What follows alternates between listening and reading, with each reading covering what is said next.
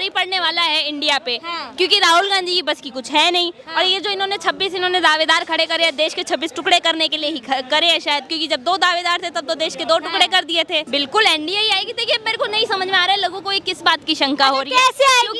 क्योंकि देखिए जो जितने भी ये हमारे विरोधी दल मिले हैं, तो एक ही बात कहूंगी, जब दल से दल मिलता है तभी दल बनता है। हाँ। और जब दल बनता है तभी तो कमल खिलता है। अरे वाह, बहुत बहुत अच्छा बोला आपने। मोदी तो इनकी आपस में तो बन नहीं रही है। हाँ। इनमें आपस में एकता नहीं है। नाम इन्होंने इंडिया रख लिया, नाम में ही एकता नहीं थी मैडम, नाम को ही इन्होंने अलग अलग कर दिया। ऐसी जो लड़कियां और ऐसे लड़के अगर हो जाए 2-4 इकट्ठे हो जाए, मैं कहता हूँ देश हमारा कहीं का पहुंच जाएगा। नमस्कार, आप देखना शुरू कर रहे हैं 99 खबर और मैं ग्राउंड जीरो से रुचि तिवारी आपके साथ।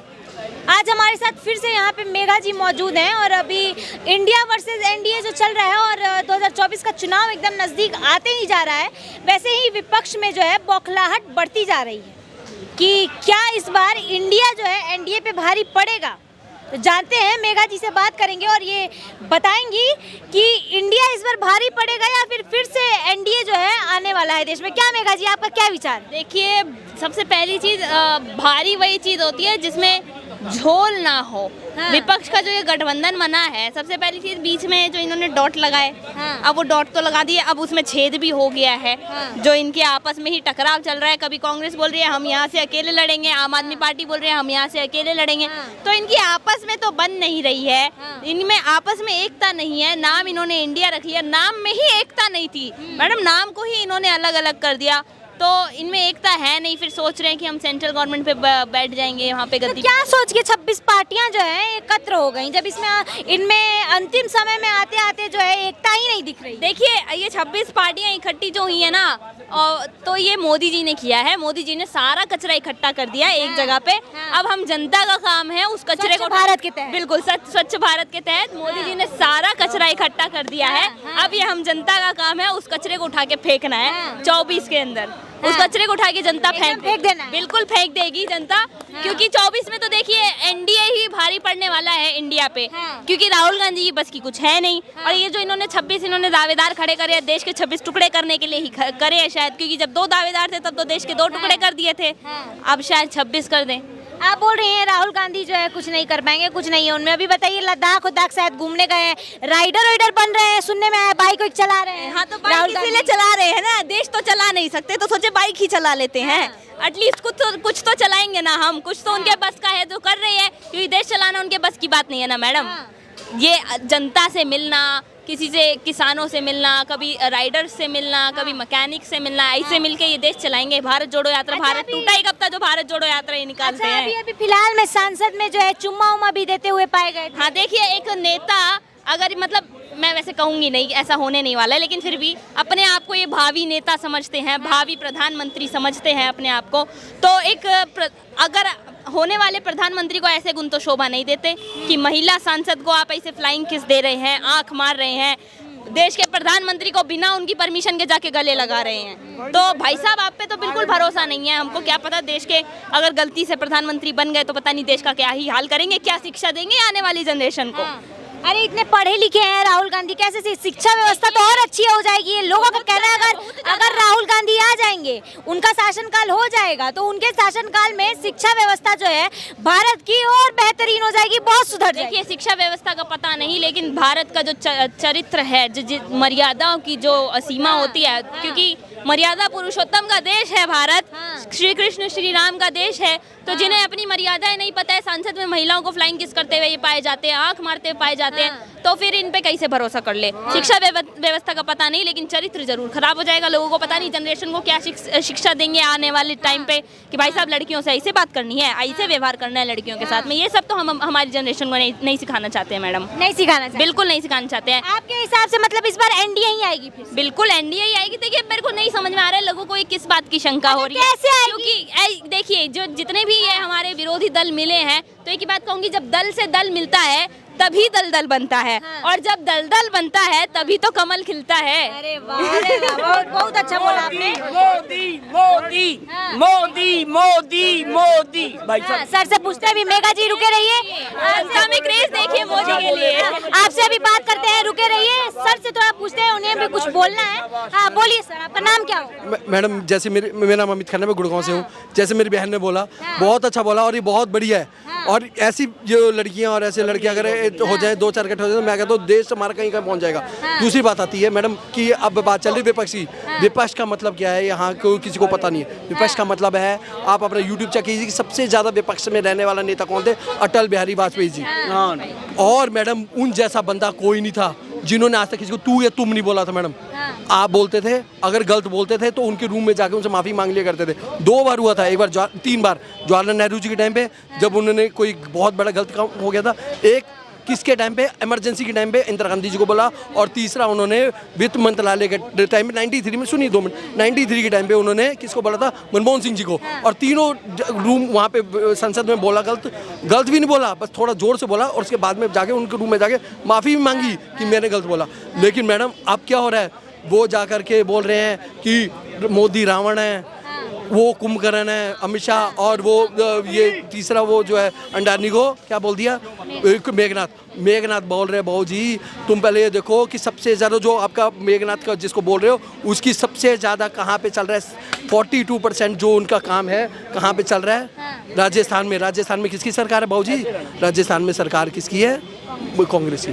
कांग्रेस अब आ जाती है आपको और बातें बताता हूँ। अच्छा, आपके हिसाब से क्या भारी पड़ेगा इस बार? एनडीए फिर से आएगा, फिर इंडिया भारी पड़ जाएगा एनडीए पे? इंडिया कुछ नहीं मैडम, मेरी बहन ने बता तो दिया, इंडिया I.N. सब 0 है। अब आती है नीतीश कुमार जी की बात। नीतीश कुमार जी के राज में 2 कहानियां भी मोट तगड़ी हुई। परसों रात को किसको मारा इन्होंने? एक बंदे को मारा, पुलिस वाला मारा है, पुलिस वाला, सीनियर पुलिस वाला। और कल एक पत्रकार सवेरे मारा गया मैडम, जिस बंदे की वाइफ ने और खुद ने तेजस्वी यादव को और इसको लेटर दिया है कि मेरे को बचा लो, मैं मेरे पर हमला होने वाला है। और हुआ। मैंने पत्रकार कौन होते हैं? हम उनको भगवान मानते हैं, आप हमारे लिए भगवान हो, ठीक है? और पुलिस वाले हमारे कानून के वो देवता हैं, हम उनको देवता मानते हैं। इन दोनों को मारा गया है मैडम। किसके राज में? नीतीश कुमार से क्या कह रहे हैं? ये तो होता रहता है, ये तो होता रहता है, लेकिन प्रधानमंत्री तो मैं ही बनूंगा। किस तरीके से मनोगे भाई? क्या ये चीज दिखा के करोगे? अच्छा, कैसे जीतेगी बीजेपी? क्योंकि एमसीडी में बताइए इलेक्शन हार गए, केजरीवाल जी जीते। केजरीवाल जी का ये भी बयान आया है कि अभी 7 की 7 सीटों पे मैं जीतूंगा, जीत के दिखाऊंगा एकदम। हाँ वो तो आएंगे मैडम। अभी आज का ही कहानी बता रहा हूँ। 2 दिन से मैडम मैं जो यूट्यूब पे, आपके यूट्यूब पे भी मेरे भाई बहन थे जो यूट्यूबर पहुंचे हैं 7 मोहल्ला क्लिनिक लेके। मैडम ये मोहल्ला क्लिनिक का बोर्ड पड़ा है आपने? बाहर केजरीवाल जी की फोटो बनी हुई है, साथ में सत्येंद्र जैन जी जो 7 महीने से जेल में पड़े हुए हैं, ऊपर लिखा हुआ है भारत रत्न के लिए मनोनीत पर्सन मिस्टर सत्येंद्र। क्या दिक्कत है? मुस्कुराते हुए फोटो नहीं आना चाहिए, रोते हुए लगाना चाहिए। बात तो सुनी नहीं आपने। अंदर क्या हुआ है? इतनी लंबी लंबी घास है वहाँ पे, गाय भैंस चल रही है। आप बहनों के आगे बोलना शर्म आ रही मैडम मेरे को। वहाँ लोग मीडिया वाले गए थे नाक पर कपड़ा रख करके, और अंदर लोग वॉशरूम कर रहे हैं, और वहाँ पे दवाइयाँ पड़ी थी मैडम। कोई भी दवाई एक्सपायरी नहीं थी, कोई दवाई एक्सपायरी नहीं थी मैडम। सारी दवाइयाँ ओके थी। और मैडम वो दवाइयाँ ज़मीन पे फेंकी गई हैं, सील पैक बंद दबियाँ। और मैडम वो दवाइयाँ अगर किसी गरीब आदमी को दो तो उसका भला हो जाएगा मैडम। इतनी बीमारियां फैल रही हैं, वो दवाइयाँ एम्स में दे देते, किसी गरीब के घर पहुंचा देते, दवाइयाँ बन जाती मैडम। लेकिन वो नहीं करेंगे केजरीवाल जी क्या करेंगे? केवल विपक्ष, केवल राजनीति करेंगे, गंदी राजनीति करेंगे, और कुछ नहीं उनको आता केजरीवाल जी को। मैं क्लियर बता रहा हूँ, और कुछ नहीं आता है बिल्कुल। फ्री का बिजली दे रहे हैं, फ्री का पानी दे रहे हैं, क्या दिक्कत? फ्री पानी, ऐसा प्रधानमंत्री अगर मिल जाएगी, फ्री का पानी, फ्री का बिजली, फ्री का राशनों देने लगेंगे, सब चीज फ्री में मिले, क्या दिक्कत है आपको? पब्लिक को फ्री में मिलेगा। फ्री पानी की बात बोली, फ्री पानी मैडम। कल मेरी हमारे ये क्या प्रीत विहार की औरतें, मेरी बहनें गई हैं, बोतलें उठा करके मैडम उसके अंदर सीवर का पानी आ रहा है नलकों में, वो पानी ले गई हैं। वो अगर फ्री चाहिए, हमें नहीं चाहिए ऐसा पानी, हम माफ़ी मांगते हैं, हमें ऐसा पानी नहीं चाहिए। वो पानी लेके गई हैं, वो कह रही है पानी पियेंगे हम, ये पानी हमें नहीं चाहिए मैडम ऐसा पानी। लोग मूल पी के पानी पी रहे हैं मैडम, ऐसा पानी नहीं चाहिए। लोगों को बिजली का बिल भी आ रहा है। और अभी आप लिख के ले लीजिए कि 2-1 दिन के अंदर बसों में जो ऑटो किराया वो चालू होने वाला है। यही चीज़ आपका पंजाब में होने वाला है, पंजाब में भी। और तीसरी बात, बेंगलोर में जो मुफ्त वाला है वो भी बंद होने वाला है। कहीं भी कोई मुफ्त रेडी वाला सिस्टम सब बंद होने वाला है। ये अपने आप ही बोल रहे हैं हम नहीं कर दे सकते। रह गई हिमाचल प्रदेश की बात, वहाँ का मुख्यमंत्री क्या बोल रहा है कि ये जो है, जो पहाड़ों पे जो जो भूस्खलन हो रहा है, ये बिहार, कोई बिहारी बाबू हो तो भैया हो मेरा हो तो बता दे कि वो कह रहा है कि बिहार की जो लोग हैं, जो बिहार से इंजीनियर आते हैं, वो ये मकान बनाते हैं तो वो टूट रहे हैं। हद होगी, शर्म आनी चाहिए भाई तेरे को। क्या वर्ड बोल रहा है ये वर्ड बोलनी चाहिए तेरे को कि बिहार से आते हैं। बाद में कह रहे नहीं, मैंने ये नहीं बोलना चाह रहा था, वो कुछ और बोलना चाह रहा था। भाई तू पहले बोलने से पहले सोच तो सही।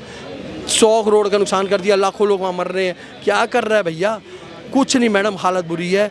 कहीं भी आप देख लो, चाहे आप किसी भी जगह, पश्चिम बंगाल चले जाओ, राजस्थान में 13 साल की मेरी छोटी बच्ची की बेटी के साथ उसको बलात्कार करके, उसको रेप करके, गैंग रेप करके, उसको काट करके उसको भट्टी के अंदर झोंक दिया। मैडम कहाँ है इनकी? अगर आप कहीं और देख ली। अच्छा, आप आ जाती है सुरजेवाला जी की बात, मैं 2 मिनट और लूँगा बस। सुरजेवाला जी परसों रात को क्या बोला, 14 तारीख रात को, कि क्या वर्ड बोला कि हम ये जो मोदी को गाली देते हैं, जो बोर्ड देते हैं, वो नहीं राक्षस हैं, और मैं यहाँ पे महाभारत की धरती पे खड़ा होकर गाली मैं श्राप देता हूँ। दूसरा, अब कल ही रात को उन्होंने परसों रात को उन्होंने भगवान शिव और पार्वती, माता पार्वती को गाली दी है, जो मैं बोल नहीं सकता हूँ, बावड़ी पूछ। बहुत गंदा वर्ड है मैडम, कि ये पागल है मैडम, ये चीज़ें नहीं बोलनी। और आज सवेरे का हाईलाइट है, उसी पर्सन को हमारे श्री पप्पू बाबा ने उनको, बाबूजी को एक एमपी का और हरियाणा का प्रभारी बना दिया। इनाम मिल गया, अवार्ड मिल गया कि तू भैया, तू जिंदाबाद, तूने जा करके हिंदुओं को और हिंदू को भगवान को गाली दी है, तो भाई तू जिंदाबाद। अब चलिए, आपसे भी बात किया जाएगा, अभी 2 मिनट रुकिए। सर भी कुछ बोलना चाहते हैं, इनसे बात किया। हाँ रवि जी बताइए।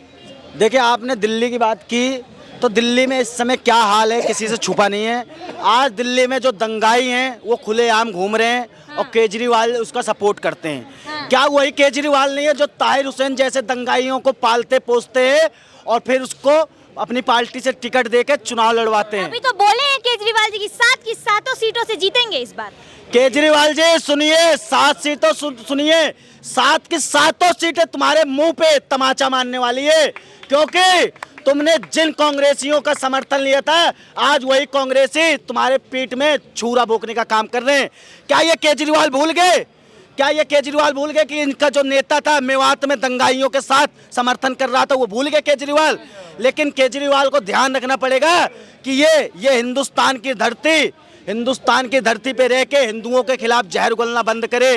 ये चीज़ भूल रहे केजरीवाल कि हिंदुस्तान में रह के हिंदुओं के खिलाफ तुम कब तक जहर उगलोगे? अच्छा, आप अभी मेवात का बात किए, तो क्या बीजेपी जो है ये नहीं भूल गई कि अभी ब्रजमंडल यात्रा जो है निकलने वाला है हिंदुओं का, तो पहले से प्रिपेयर्ड रहना चाहिए, सुरक्षा व्यवस्था कड़ी करके रखनी चाहिए थी। मैं बिल्कुल नहीं भूली। देखिए, बीजेपी को आप पूरा नहीं बोल सकती, क्योंकि हरियाणा सरकार में मुख्यमंत्री वो है खट्टर साहब को इस चीज का ध्यान रखना चाहिए कि उनकी प्रशासन क्या कर रही थी उस दिन।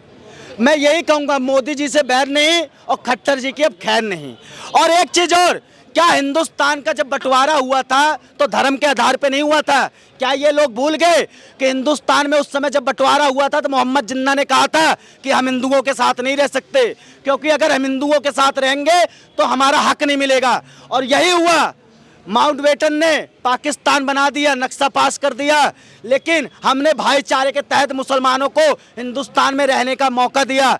आज वही मुसलमान हिंदुओं का जो मंदिर है, मठ है, उस पर रोक लगा देते हैं। क्या राम मंदिर पे मध्यस्थता नहीं हो सकती थी? जो ये मामला कोर्ट तक खींचा गया, क्या ये मध्यस्थता होकर सॉल्व नहीं हो सकता था? लेकिन नहीं, क्योंकि इस पे राजनीति करनी है। आज देखोगे, कहोगे ये गली मुसलमानों की है, ये मोहल्ला मुसलमानों की है, तो क्या हिंदू यहाँ पे झकमराने के लिए आता है? क्या हिंदुओं का यहाँ पे अधिकार नहीं है?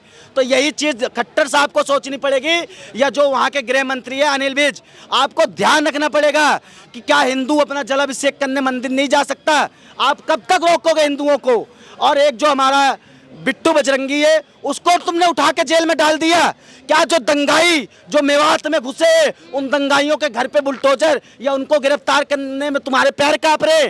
क्या वो दंगाइयों से तुम लोग डर रहे हो? अगर डर रहे हो तो रिजाइन दो, रिजाइन दो, वहां पे हिंदूवादी संगठन आके अपनी सरकार बनाएगा, फिर इन दंगाइयों को बताएगा कि उनकी औकात क्या है। दंगाइयों को जब तक सबक नहीं सिखाया जाएगा हिंदुस्तान में, तब तक ये दंगाई अपना रंग दिखाते रहेंगे। इसलिए दंगाइयों का एक ही इलाज है, बाबा योगी मॉडल जरूर लागू लोग तो बोल रहे हैं बीजेपी खुद दंगा करवाती है। राहुल गांधी तक ये बोले हैं कि मोदी जी जो हैं, मोदी जी को रावण से कंपेयर किया, मोदी जी रावण समान है।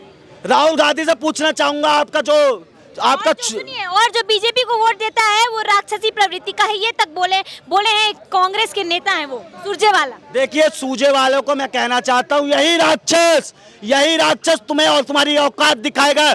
यही राक्षस तुम्हें पंचर बनाने पे मजबूर कर दिया है, यही राक्षस तुम्हें ट्रक पे घूमने पे मजबूर कर दिया है, यही राक्षस तुम्हें खेतों में घूमने के लिए मजबूर कर दिया है, यही राक्षस तुम्हें भारत जोड़ो यात्रा के लिए मजबूर कर दिया है। तो राक्षसों ने अपनी औकात तुम्हें दिखा दी है, अब यही राक्षस तुम्हें मिट्टी कर देंगे। तुम भी कहोगे कि हाँ, ये राक्षसों में दम है। लेकिन ये कहना चाहूंगा, सूजेवाला, तुम जिस धरती पे खड़े हो, जिस धरती पे तुम कहते हो महाभारत की धरती है, तुम उस धरती का अपमान कर रहे हो। सूजेवाला, ये धरती ऋषि मुनियों की है, सनातनियों की है। और यहाँ पे शासन राक्षसों का चाहिए आपको। राक्षस तो ये कांग्रेसी है जो हिंदुओं का हक नहीं दे रहे। लेकिन जो सीमा हैदर है, वो 4 दिन हुए बेचारी को, जुम्मा 4 दिन हुए हिंदुस्तान में आए, वो भारत माता की जय बोल रही है, वंदे मातरम बोल रही है, उसको दिमाग आ गया। लेकिन इन कांग्रेसियों को दिमाग नहीं आया है और न कभी आएगा। कैसे नहीं आएगा? राहुल गांधी इतने पढ़े लिखे हैं, बताइए, लद्दाख पहुंचे हैं, आजकल बाइक राइडिंग वगैरह कर रहे हैं पूरा। ये वही राक्षसों की बदौलत है जो राहुल गांधी गली गली घूम रहा है, भटक रहा है, ठोकर खा रहा है। यही राक्षसों ने उसकी औकात दिखा दी। इसकी वजह ये है कि राहुल गांधी से ज्यादा बेरोजगार पूरी दुनिया में कोई नहीं है। हाँ। सबसे बड़ी बेरोजगार है राहुल गांधी। वो दुनिया के लिए रोजगार मांगते हैं, जनता के लिए रोजगार क्या गलत है? जनता का आवाज नहीं कहते युवा के पास में रोजगार नहीं है। देखिए, हर युवा के पास में रोजगार है। दिल्ली में रह के अगर युवा रोजगार नहीं कर रहा है तो वो उसकी गलती है। लेकिन अगर राहुल गांधी जी अगर लद्दाख में जाके घूम फिर रहे हैं, देखिए 6 महीने बाद में इलेक्शन है, इनको इलेक्शन की तैयारी करनी चाहिए।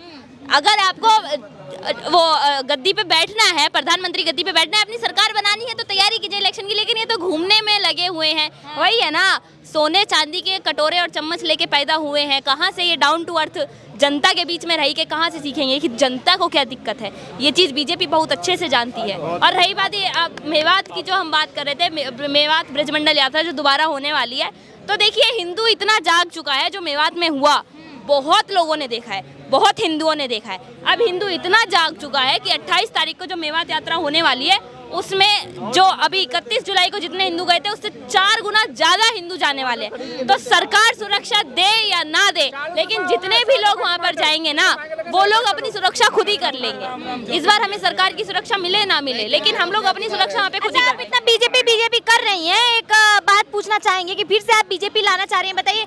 लोग बोल रहे हैं महंगाई जो है आसमान छू रहा है, 300-400 रुपए किलो टमाटर हो रहा है, आप बोल रहे हैं बीजेपी आएगा। 300-400 गरीब आदमी कैसे खाएगा? नहीं, देखिए महंगाई बेरोजगारी की बात हम नहीं करेंगे। 30 रुपए किलो लिया है, 40 रुपए किलो, 30 रुपए किलो, भर ले लो क्विंटल टमाटर, 30 रुपए